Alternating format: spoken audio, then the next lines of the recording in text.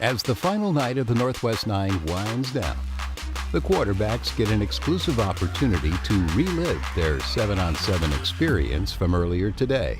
In the 7-on-7, we mentioned we were going to have a cool feature with the virtual reality. We have Omar from StriVR here. We got the headset here where you'll be able to throw it on. We'll be able to look up at the screen and see what you're seeing, and you can look all the way across. It's an unrivaled VR experience as the next level quarterbacks get some next level training. So right there, he leverages inside, so you come off that post into the mesh, and you hit the mesh because it's there. Linebackers drop, boom. Could have been half a second earlier, but take it all day. Like right now, like I'm keying the mic. Yep. And what are you seeing? Pause it for me. What are you seeing from your safeties? From safeties, it looks like it's a too high work. Yep. I'm thinking cover 2. Yeah, it looks like zone eyes. Yeah, definitely zone. All right, now let's look to that right side, see if he's mirroring that.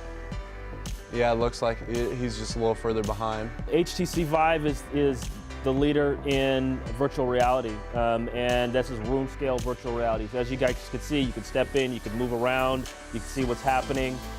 This really is the next step in learning, just from whether it's football, whether it's any type of learning, full immersion VR. We really take your learning and your ability to absorb the game to the next level.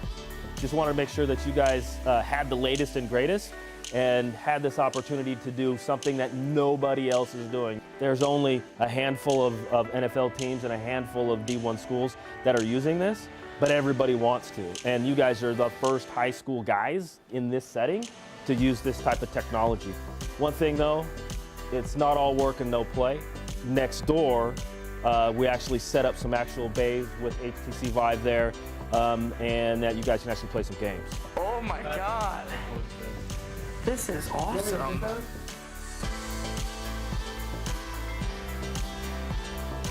So while the rest of the night is full of fun and VR games for the quarterbacks, the coaches have some work to do.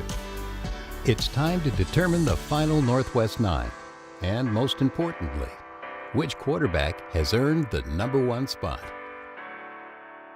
I think the first name to talk about, Michael Johnson Jr., was a kid we just didn't know a whole lot about, from his personality, work ethic, and throwing.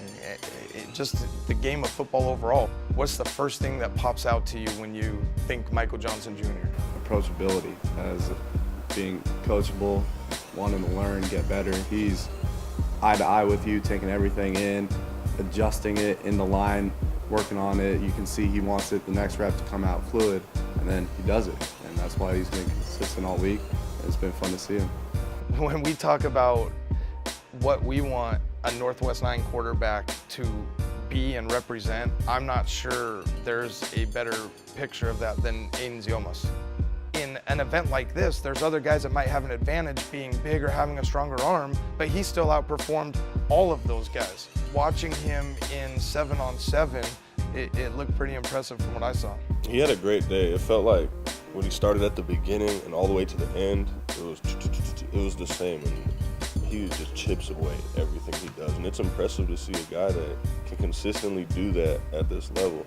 Dylan Morris, returning champion, guy who had the most expectations coming into this. What I love most about Dylan is that the kid just competes in everything and has fun. I think it's impossible to be around him and not just have that infectious smile rub off on you, because you see he is just genuinely a great kid that just loves life, loves football, and loves the position of quarterback. Simon Burkett. I would love to be a high school coach and have him as my quarterback. I would love to be a college coach and know that I have him coming into my program. His leadership style is a little bit kind of lead by example as opposed to rah-rah in your face, but I think the level for that was set so high with a couple other guys. So he instead was like, you know what, I'm just gonna be perfect in this drill and people are gonna follow my example that way. In 7-on, his tempo was quick, his reads were quick. Overall, he had a very good lead. Big Casey Bauman.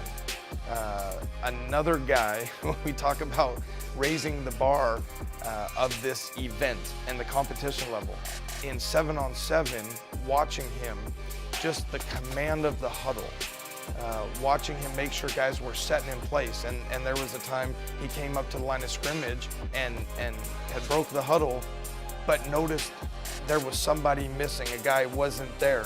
And Dom, we were sitting there watching it, wanting to say something as coaches, but we pulled back and saw, hey, let's see if he even notices what he does. Casey noticed it, called somebody in, went over, told him what the play is, goes in and throws a completion.